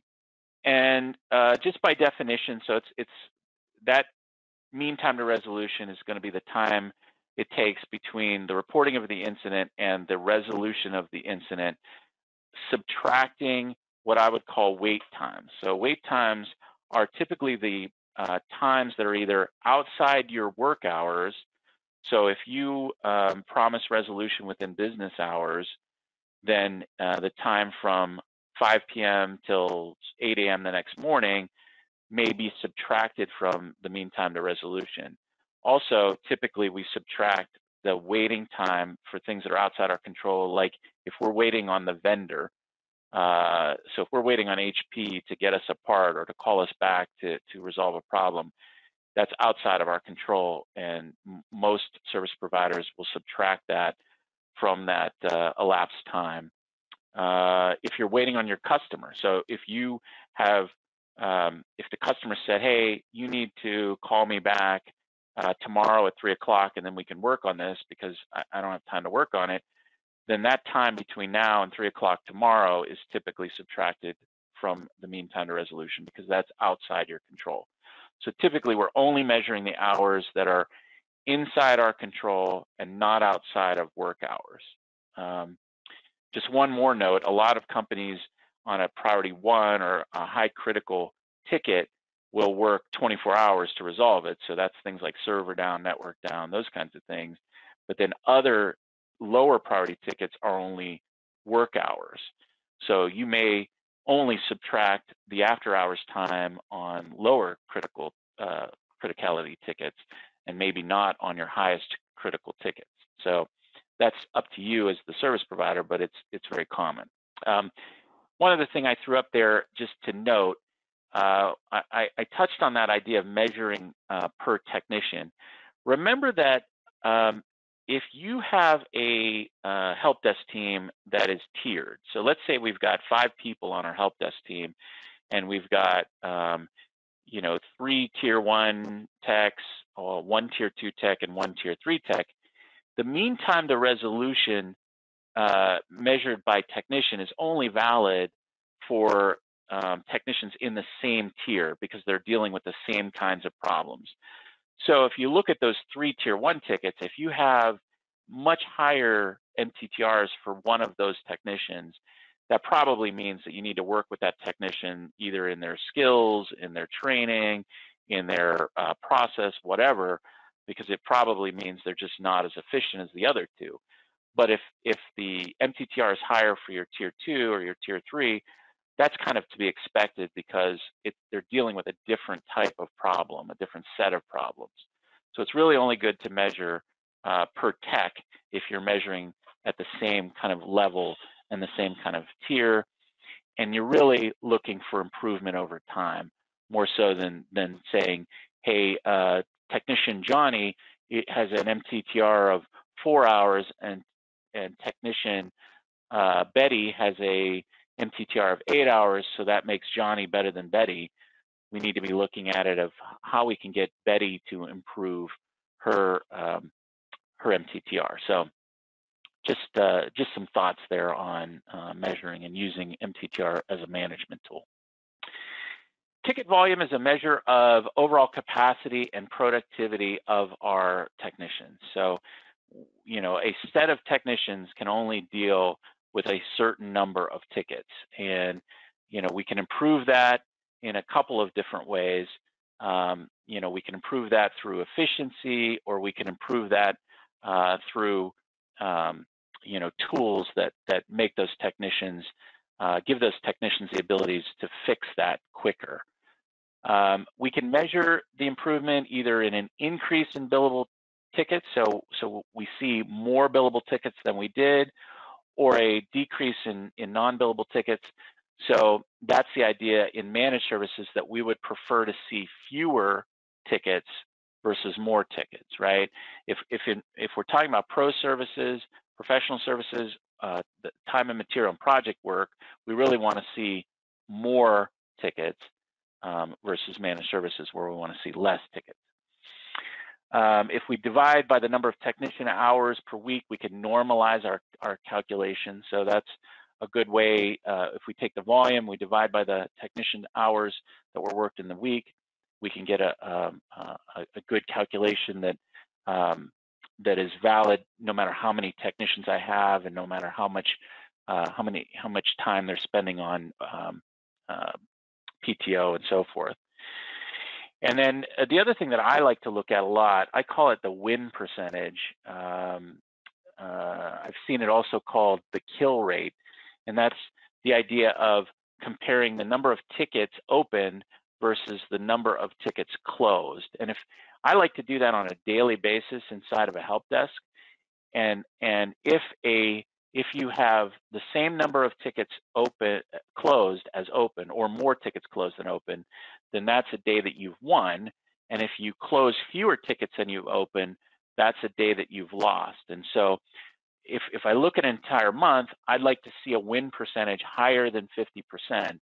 And that means that I'm doing a really good job of closing tickets. And again, some people also measure it slightly different, and they call it the kill rate. So pretty much the same thing, just a different way of kind of looking at it. It's useful to look at those ticket volumes either by day, by week, or by month, depending on what you're investigating. I think it gets less useful the smaller the time frame. So if I look at it per day, it's not nearly as useful as if I look at it per month. Meaning, if I get a lot of tickets on Thursday, that's not so meaningful. But if I get a lot of tickets in July versus the rest of the year, that's much more meaningful. And I strongly recommend that you look at billable tickets, meaning the pro services, professional services, project, or time and material tickets, separately from any non-billable tickets, which are going to be the tickets that fall under managed services or under proactive services. You really have to look at those separately, because the outcomes need to be different. You're driving two separate outcomes based on those types of tickets. So first-time fix percentage is really a measurement of how effective our technicians are inside that service delivery process. Obviously, if our first-time fix percentage goes up, that's the measure of an improvement. And it's good to look at this both by kind of your overall first-time fix percentage, and then also by technician, because you may find that certain technicians are having a much higher level of rework, meaning they're not able to fix it the first time they work on it, which means they need more training, they need more work, they need help with their troubleshooting processes and so forth. So the way we typically measure that from a calculation standpoint is going to be the tickets opened minus the tickets reopened divided by the tickets closed, and that gives us that percentage. So, and this is pretty common in those benchmarking tools kind of out of the box. So CSAT, customer satisfaction, is a measurement of how happy the clients are. And the most popular measurement in the industry, and in our industry, is called NPS, or Net Promoter Score. And that's really just a measurement on a scale of 0 to 10. You're asking the customer, how likely are you to refer a friend or colleague based on your experience with this ticket. So that's typically how I like to measure it. Send all of your customers on every ticket, every managed services ticket, a request to answer this question based on the recommendation or based on your experience with this particular ticket, how likely are you to refer a friend or a colleague to company MSP X? And scientifically, if they answer a 9 or a 10, that means they're a promoter, which means that they're going out and they're likely to be talking about you in good terms to people they know. Passives, which are 7 and 8s, are people that are happy with what you did, but they're not going to go out and talk about it to their friends and their colleagues. And if they score you a 0 to 6, they're probably going to talk badly about you. They're probably going to say things to other people about their experience. So that's obviously a bad thing. So our goal, if we're measuring using NPS, our goal is a 7 or above. And what we really want to see is 9 or above. So that's how you measure it. It's the percentage of promoters minus the percentage of detractors, and that gives us our NPS score. And you can see over there that best in class is going to score 70 or greater. 30 to 70 is great. 0 to 30 is good. And if you're less than 0, you need help. So a lot of people will send this out occasionally to clients. I don't really find that nearly as valuable as if I'm asking for this answer every single time I'm answering a question, and then driving people to respond. So having your technicians mention, hey, it would be, I'm going to send you a survey. It's just a really quick click a number, and that's all you need to do. I'd really appreciate it if you answer that survey. If your technicians are saying things like that, or perhaps you do contests, little micro contests. Hey, we've got a contest running this week. Anybody that responds to our survey, we're gonna on Friday we're gonna do a drawing and we're gonna send you a pizza. Something simple like that will typically drive your clients to answer this query and drive kind of higher CSAT response rates. And I have clients that are getting CSAT response rates of 35%, 40%, meaning 35 to 40% of their tickets have a response on the CSAT side. I hear a lot where people are saying, well, I get a response of 1 or 2%, and that, there's really, you can get around that. You can drive responses to this. Besides NPS, the other kind of popular way this is done is through the little happy face, sad face, frown face thing where they're clicking one of those faces. That's also popular, and honestly, I think it works almost as well as NPS. So if you go down that direction, I don't have a problem with that either.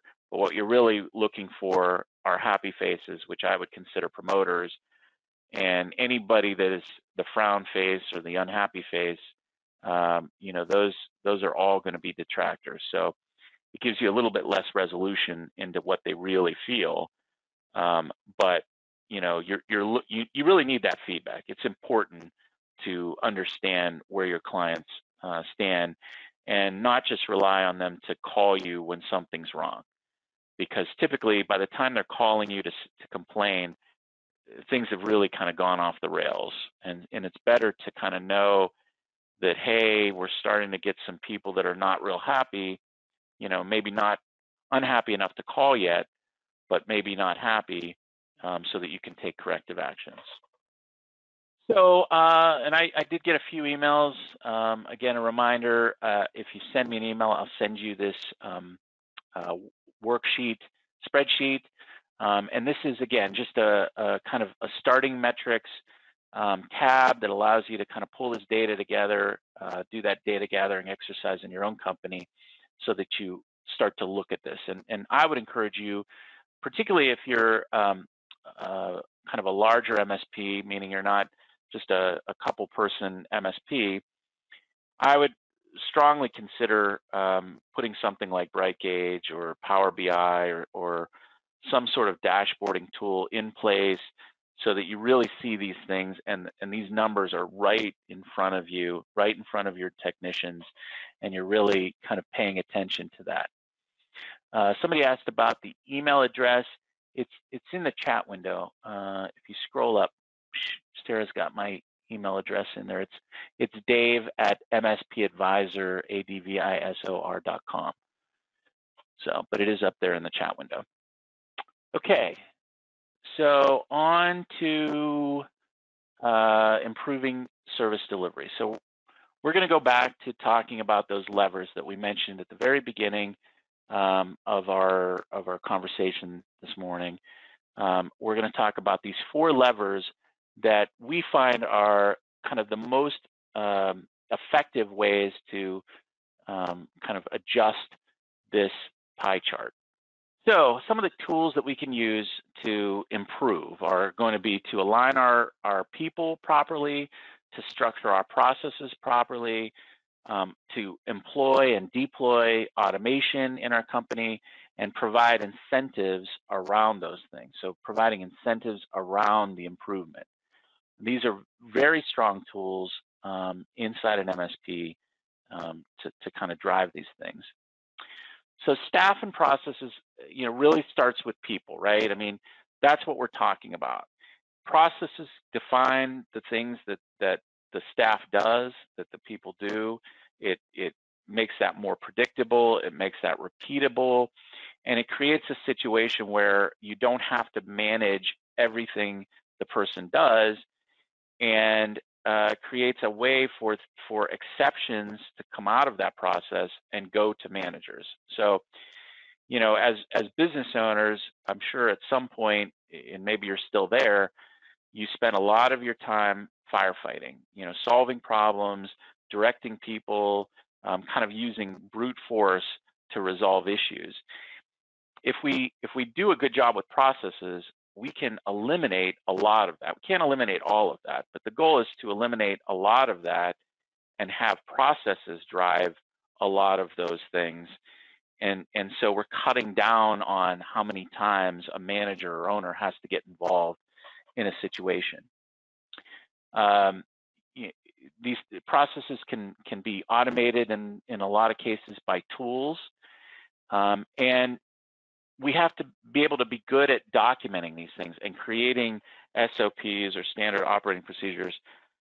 Having processes that you talk about but aren't written down and aren't accessible and clear to your staff, those aren't good processes. We've got to write them down, and they have to be living documents that over time we look at and potentially improve and adjust. So we said that we kind of start with people.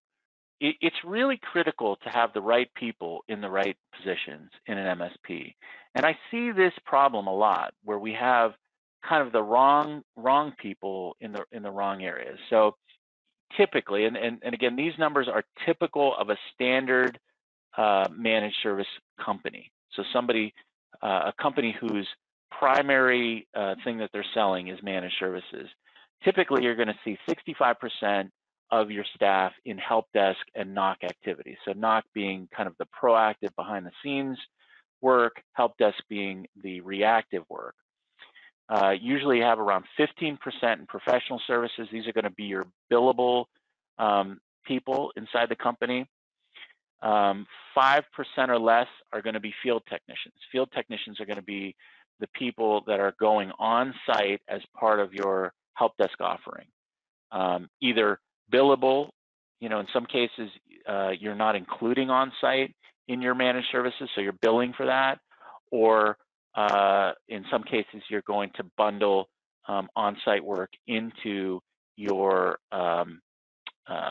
into your managed services offering. But in either case, around somewhere less than 5% of your staff are going to be field technicians. Obviously, this is going to change based on size. The larger you get, you may find that you're heavier into professional services, particularly if you're very efficient on your help desk and NOC operations. You may find that you're able to kind of draw down as a percentage that help desk, and that of course then means your professional services are going to go up as a percentage. kind of some of the key ideas in the help desk and the knock that may or may not be obvious. You're going to do a majority of the work remotely. I've seen a lot of MSPs, particularly ones that have been VARs or professional services organizations, in their past. They have a tendency to roll a truck a lot more than they really need to do. So, you hear it a lot, particularly with technicians that are used to going on site, that it's easier to go on site to repair problem X. That may be true. So, if you actually are sitting next to or sitting in front of a computer or talking, sitting next to the person that's having the problem, it may actually be easier to resolve that desk side. But we have to consider the fact that it's not just that time that we're dealing with. It's also the time to drive to the client, to talk to the receptionist, to talk to 3 other people in the hallway until you get to the desk side, the time that it takes to stop and get Starbucks on the way back to the office. All of that takes time. So even if solving this problem, the problem takes a little bit longer remotely, the mean time to resolution of that problem, the time to resolution of that problem is going to be lower typically if we're doing it remotely. Of course, there's always exceptions. There's certain problems like servers down and networks down and things like that that you really have to be on site. But generally speaking, we have to be approaching things from the idea that we should be resolving most things remotely. Again, projects should be billable. There are a few exceptions, typically projects like onboarding. A lot of people will bundle that. That doesn't mean they're free, right? It's still billable time, but what we're doing is recovering the dollars that it costs to do that onboard across the life of the contract if we're bundling it, right? So instead of billing the client $1,000 up front, we're billing the client, our price includes $50 extra a month to pay for that onboard project at the outset of that project. So we should always be thinking about projects being billable. And we also have to understand that field work, all that on-site work is costly. So we need to do things to avoid that. That needs to be sort of a last resort when we're resolving problems. You can kind of see there on the right side, we've graphed some of the employees, and you can kind of see how as a company grows, as an MSP grows, that the distribution changes somewhat. So, a larger MSP is typically going to have a lot more help desk and knock employees as a percentage,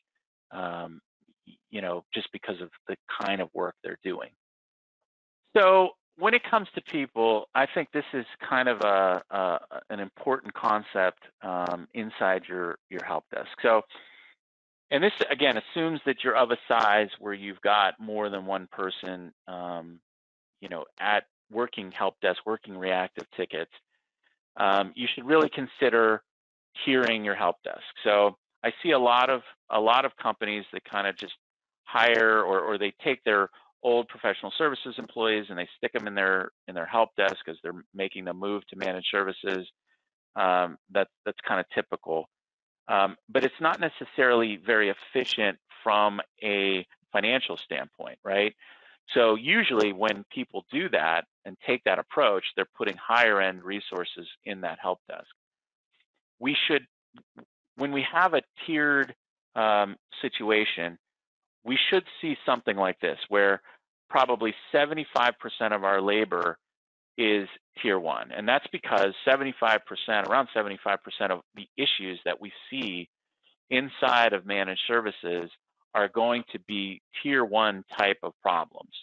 Password resets, can't send an email, Outlook won't start, my computer's running slow, all of those kinds of things that we would expect our tier 1 type of resource to be able to resolve.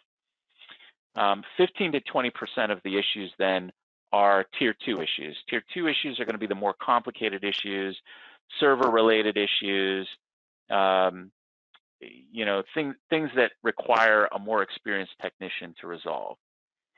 Tier 3 techs, those are going to be your subject matter experts. So those are going to be the guys and girls that are expert in Azure, or expert in Exchange, or expert in Windows Active Directory. Those are those problems that are the most difficult to solve. And we should really only see 5%-ish of the tickets that are generated or flow out of our managed services operations to be that difficult. So what I recommend as far as our tier 3 is to reserve our tier 3 people, our tier 3 experts for project work. So, you know, put your tier 3 experts in your professional services team, but allow the ability for them to get escalations from your help desk where they're really needed, where you know, that subject matter expert is what's required to resolve a problem. So my recommendation is typically tier 1 and tier 2, you know, in the 80-20, using the 80% to 20% rule in the help desk, and then have your top engineers in your professional services team. You may also have tier 1 in professional services to do things like setting workstations in a upgrade project, or things like that. But that, I think, is an optimized kind of situation for your people. And over there on the right, our target should be around $250,000 in annual recurring revenue. ARR stands for annual recurring revenue per technician. So if I look at if I take my revenue from my managed services operations and I divide it by the number of techs, I should be able to generate around $250,000 per tech in revenue. So that's just a kind of a thumbnail to kind of look at where you're at relative to some of the goals that the best-in-class MSPs use. So when we kind of do these restructures, and we improve the way we structure our staff, there's a lot of outcomes, a lot of good outcomes. One of the biggest is we're able to really shorten the time to resolution, because if we have escalation processes, for example, so we make sure that our tier 1 is not just spinning their tires trying to resolve a problem, that there's a pathway and an expectation that at some point, you know, so many minutes in or whatever, they are escalating to tier 2. And the same thing goes for tier 2. If the tier 2 people tier 2 engineers are spinning their wheels, they're escalating the problem to a tier 3, or getting a tier 3 person involved in the resolution of the problem.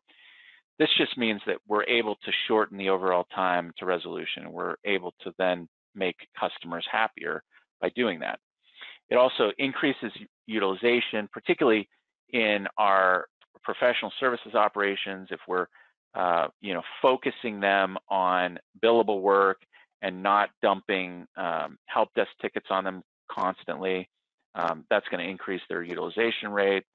And it's also going to increase your capacity and ability to handle a high load of tickets. So this is just something I would consider as you grow. And if you have a larger MSP with multiple reactive engineers, I would definitely look at, you know, making sure that you've got that structure in place, because it's kind of a tried and true way to kind of address that. Okay, we talked about kind of the right people in the right position. So let's go on to kind of processes. So processes are really about creating a written standard operating procedure, or SOP, around the issues that your technicians face. So what do you want them to do when, for example, a a firewall port needs opened? What do you want them to do when a new user is needed? What do you want them to do when an employee is fired at one of your clients? Creating written processes that they can follow means that they're not trying to figure it out on the fly, which means that they're going to be more efficient. It means that they're going to, you're going to be able to kind of control in a better way the things they're doing. So, for example, they're not going to do something to the firewall that creates a security hole. Like they're not going to open port 3389 on the firewall because your process doesn't allow for such a thing. So it allows you some level of control over what's being done and by who. And we want to develop those SOPs.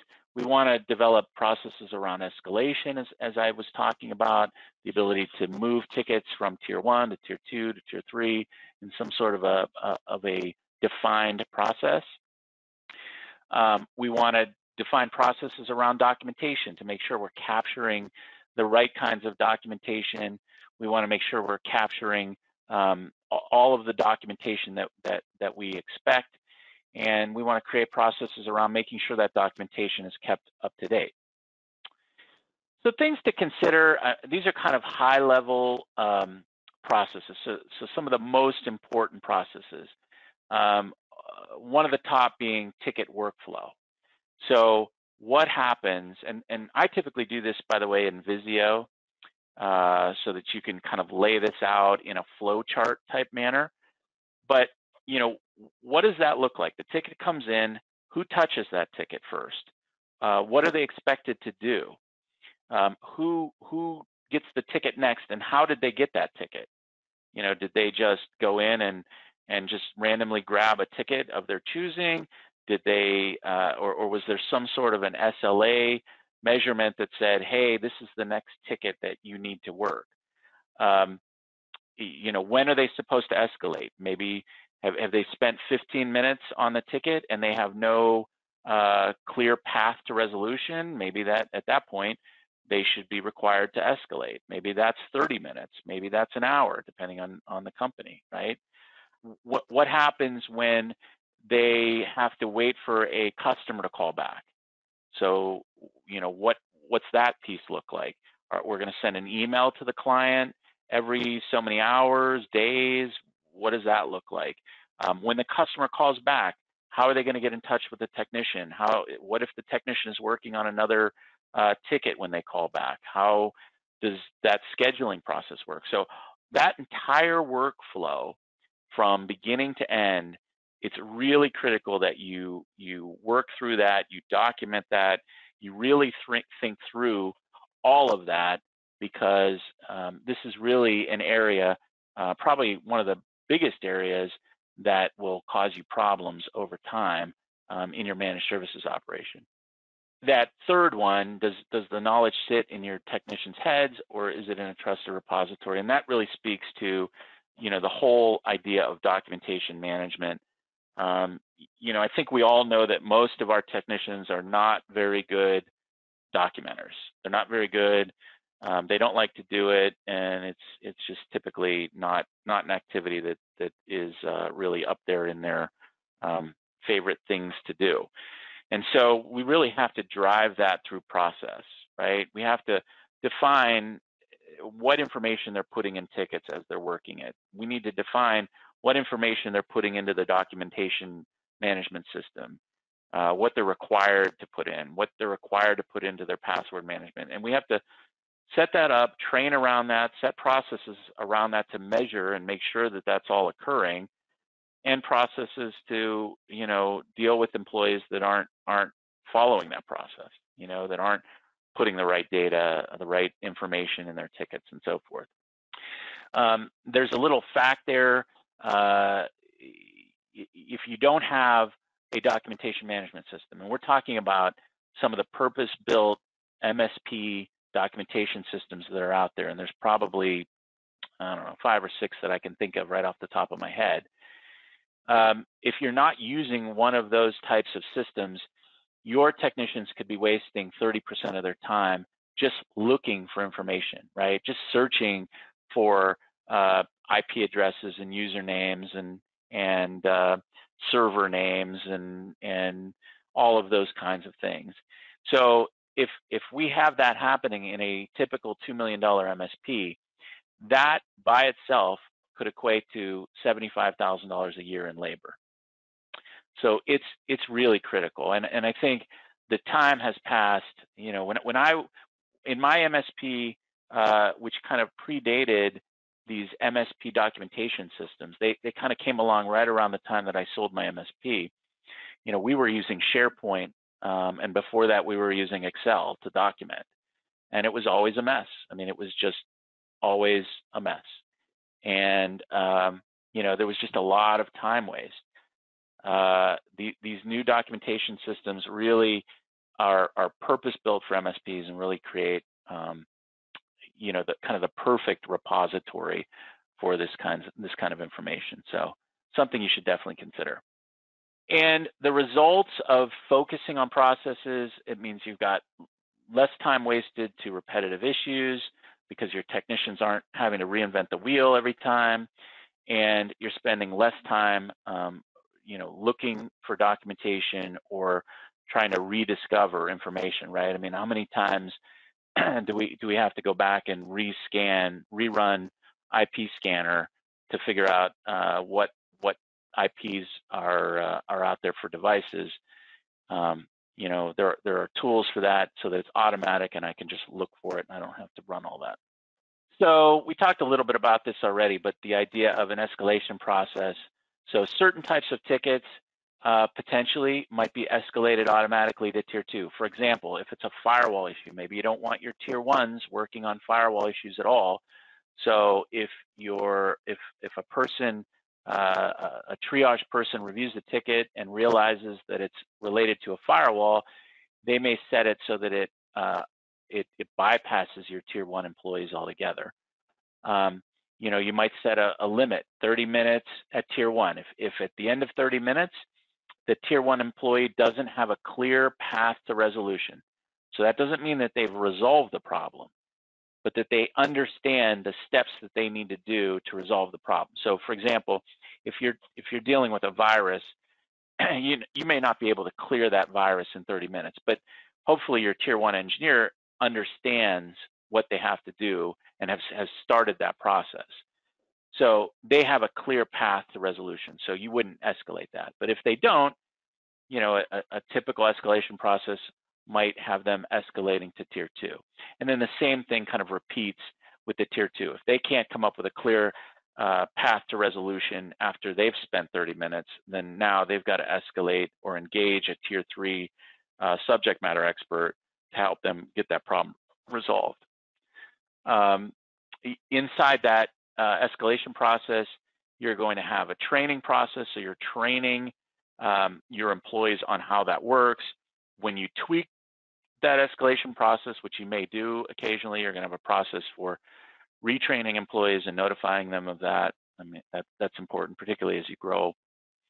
And remember that the goal of any sort of a process like this in your reactive services is going to be to get the lowest cost employee to do the greatest amount of work, right? So our goal is to drive as much work to completion in tier 1, which usually means I've got to definitely invest in training at that level, you know, mentoring of your tier 2s to your tier 1s, those sorts of things. A lot of people use a team lead type model to help kind of facilitate the training of their tiers. Now let's talk about automation. And automation really is a big deal, and that's why I spend so much time talking about it. That's why you see so much effort, you know, inside of Enable to talk about, and to train, and to provide automation resources. Automation is really a differentiator within MSPs, because if you're doing everything manually, you know, you have less control over how it's done. You have less control over how complete the work is. It takes longer to do it, and it's just super inefficient.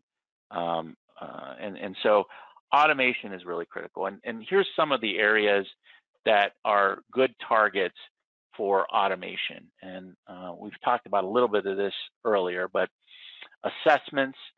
So going out and doing an assessment on a new client or a potential client can be largely automated these days, so that all you're doing is reviewing kind of the results that the tool creates.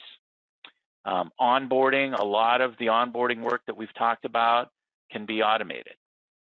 Custom monitoring. So if I've got a piece of software that requires a service to run, I can create some custom monitoring automation that looks at that custom service, makes sure that it's running appropriately and is functioning correctly, and then lets the RMM know, hey, this is working. A lot of proactive maintenance. We talked about that at length already. And auto remediation, we've talked about that as well.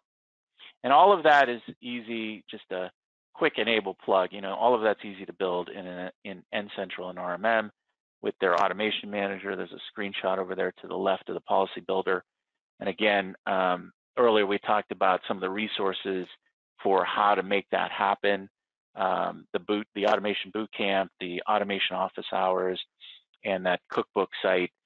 There's just tons and tons and tons of resources on how to do that. So when you go to your team on the topic of automation, here's some of the things that you need to be thinking about. How often are you using automation to solve customer issues? A lot of times it's very, very low. I've seen MSPs that don't do any automation. I've seen MSPs that just have a few scripts that they run. Sometimes, and this is something to kind of keep in the back of your mind, sometimes there's a resistance at the technician level to use automation because they feel like they're working themselves out of a job. You occasionally hear that, and that's simply, not the case. You're making them more efficient, which just means you don't need maybe more employees at the same period, but it doesn't mean that person is going to work themselves out of a job. That doesn't make a whole lot of sense, but you hear it a lot. Are you setting time aside to capture and implement and tweak automations? When I talk about this, I talk a lot about having a automation czar or an automation subject matter expert. So somebody who in the company is the automation guru and is pushing automation throughout your organization. I really feel like that's a critical piece, and that might be an owner, that might be, somebody in the help desk, that might be somebody, more senior in the technical team, but you really need somebody to champion automation in the company and kind of drive new automation inside the company. And that means that you're putting aside time to do that. And then we've talked about this a couple times, that automation boot camp is really good. And I know that people that I've talked to that have gone through that have really liked that. So some of the benefits of automation, we're increasing the consistency and the quality of our service delivery. So if we have it automated, if we have a script doing it, we don't have inconsistencies that you get when a human does it. You're going to free up that human time that we keep talking about. We're going to do that routine maintenance with no humans getting involved, and we're going to be able to monitor custom problems and events and services and those sorts of things. And by some estimates, 60% of managed services delivery can be automated. And we see that in these best-in-class MSPs. They just invest a lot of time in automation. And one of the things that you kind of have to kind of wrap your arms around is the idea that investment of time in automation is going to save time in terms of resolving issues. So a lot of times I hear we just don't have time to do this because we've got so many tickets. We've got all these tickets. We've got a backlog on our tickets. We just don't have time to set aside for automation. But the reality is, if you automated more, you would have fewer tickets. And so it's kind of like a catch-22 situation. So investing in automation, investing time in automation will pay off in spades kind of as you go down the path. And also as you scale. I mean, it's a really big deal as you scale. Incentives. So I am a huge believer in creating incentives around the metrics that we create inside a managed service company. So, it's one thing to talk to employees about your goals, your utilization goals or your SLA adherence goals or your CSAT goals.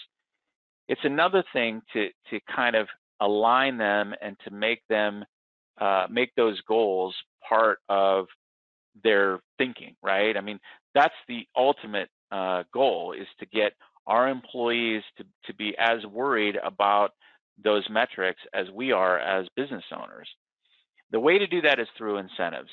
I think that bonuses built around those incentives are a phenomenal motivator of most people, and that means technicians, that means managers, all of that. If you focus them, if your goal, for example, for your professional services is higher utilization, it's simple to create a bonus program that rewards the employee, the professional service employee, by giving them part of their billings once they reach a certain utilization. So if I want to drive, and this is how I did it in my own MSP. I mentioned earlier that we had our professional services guys and girls at around the 35 or 36% utilization rate. And my goal was, well, at that time, I didn't know what my goal was, right? Because I didn't have any data like this to tell me what my goal should be. So initially, I distinctly remember it was 50%. So I wanted to get to 50%. So we offered to basically pay a percentage of their billings above 50%. So once they got to 50%, if they were billing $150 an hour, we were giving them a percentage of that $150 an hour for the hours above 50%. Well, once we got to that point, we actually got to that point really quickly. So we ratcheted it up to 60%. And, we made it up to that pretty quickly.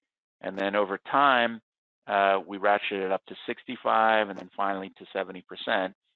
And, and we created kind of a tiered bonus program around that so that they got a larger piece as they ratcheted up that utilization scale, so to speak. And we ended up with employees that were 90 and 95% utilized, some of them, because they realized that if they were very efficient in the way they worked, if they did things to ensure that they weren't, wasting time, that they would make more money.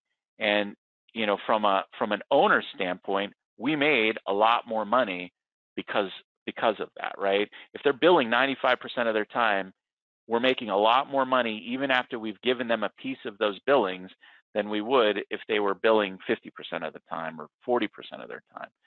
So it just was kind of a no-brainer. So creating those kinds of things work really, really well. Micro incentives, as I like to call them, work well as for some things. For example, documentation goals are typically short-term goals. So creating, if they document, if they complete the documentation on 2 clients this week, on Friday, we're going to buy pizza for everybody. So setting up kind of those micro goals work really well, or micro incentives around goals work really well for certain metrics. Bounties around ideas work good. So particularly around automation. So you give a $10 Starbucks card out to any employee that brings in an idea for automation that you end up using in the company, right? So that means they're thinking about, hey, what makes sense to automate, and throwing those ideas, to whoever that kind of automation guru is. That works really well. And the other thing that this does is it really kind of helps you build a culture around innovation and automation. If you reward employees for the improvements in your company, that culture will exist kind of throughout the company. And the more people that are thinking about efficiency and thinking about automation and thinking about how to decrease waste, the more effective you are. You can't just have a couple of people thinking about this and trying to drive it in your staff. You need everybody thinking about it. It's really kind of a critical shift in the way you work and the way you think. So let's talk for a few minutes about what I would call best-in-class activity. So remember at the very beginning we talked about the best-in-class, those top MSPs. There are some things about best-in-class MSPs that set them aside and are sort of hallmarks and things that they all do, right?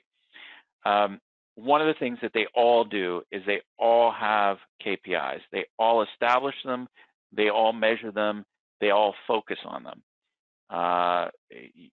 Those KPIs drive tech efficiency. They're always looking for ways to reduce wasted time. Most of them are very critical about meetings, right? So they are critical about how many people, who's in meetings, whether they're needed to be in meetings, how long meetings are, the agendas that go along with meetings. If any of you have heard of EOS, which is a popular kind of management organization system that's out there, EOS is huge on this. Making sure that meetings are efficient and that you're not wasting time. They leverage documentation to drive consistent service delivery and to reduce time searching for information. So they're big on documentation. They schedule time daily to work on those proactive activities like maintenance, like automation, like backups, all of those things. So proactive work is not taking a back seat to the reactive work, which we see happen in a lot of MSPs, particularly smaller MSPs. And they're continuously training. I can't stress how important training is inside an MSP. You hire a technician. You want to create a situation where you can hire that technician in fairly green. Obviously, in our industry, you're typically not hiring the same level of tier one that say most enterprises do, right? So typically our tier one, or who we consider green employees, have already had a few years of work experience in IT. But you want to create a situation where those people have training, are constantly improving their skills, have a pathway to become a tier two, have a pathway from tier two to tier three to management and so forth. That investing in that training is really critical inside of an MSP, and it's something you always see in these best-in-class MSPs.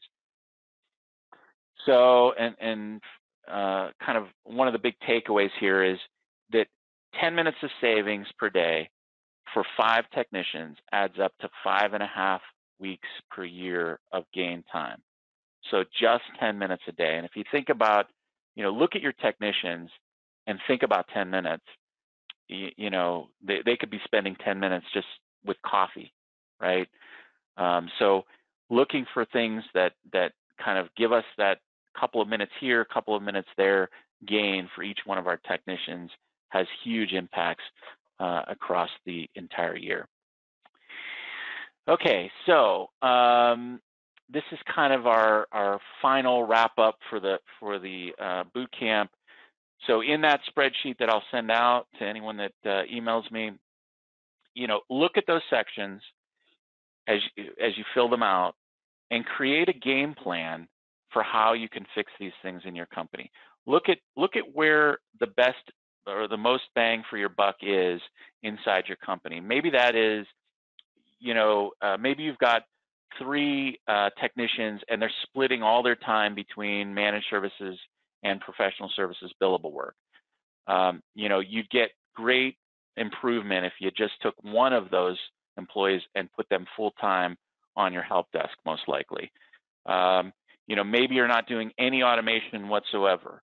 That might be your where you get the most bang for your buck. But look at that spreadsheet that you've filled out to kind of do a self-assessment and formulate a plan around those things that you've identified, and then execute on that plan. Set yourself goals, set a timeline for how it is that you're going to execute on that, and then hold yourself to it. I mean, nobody, as a business owner in particular, nobody can hold you to anything other than yourself. So it's critical that you make that a priority, set aside time.